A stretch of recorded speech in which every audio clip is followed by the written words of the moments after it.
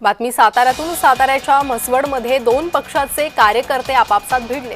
मध्यरात्री गाडी तपासल्याच्या कारणातून बाचाबाची झाली।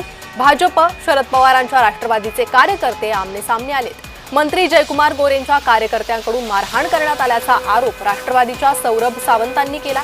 तर सौरभ सावंतांना धक्काबुक्की पोलिसांसमोरच झाली। मध्यरात्री मारहाणीचा हा प्रकार झाला असं बोललं जातंय। राष्ट्रवादीच्या सौरभ सावंतांना धक्काबुक्की करण्यात आली अशी माहिती आहे।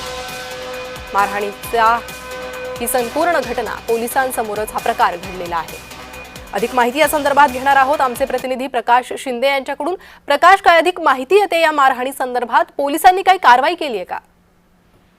नक्कीच प्रणिता, काल जी ही मारहाण झाली ही खरं तर जी निवडणुकीच्या सुरक्षतेच्या दृष्टीनं जी वाहनांची तपासणी केली जात होती, या वाहनांची तपासणी करण्याच्या कारणावरून झालेली आहे। यामध्ये शरद पवार गटातील एक डॉक्टर होते, हे डॉक्टर सौरभ सावंत यांना धक्काबुक्की झाल्याचा आरोप केला जात आहे। आणि हा जी धक्काबुक्की केलेली आहे ही मंत्री जयकुमार गोरे यांच्या कार्यकर्त्यांकडून केल्याचा आरोप होत आहे। खरं तर ही घटना जी घडली ही मध्यरात्रीची घटना घडल्यामुळे अजूनपर्यंत तरी पोलीस ठाण्यामध्ये कोणत्याही प्रकारची याबाबत घटना नोंद झालेली नाही। प्रणिता जी, प्रकाश धन्यवाद सविस्तर माहितीसाठी।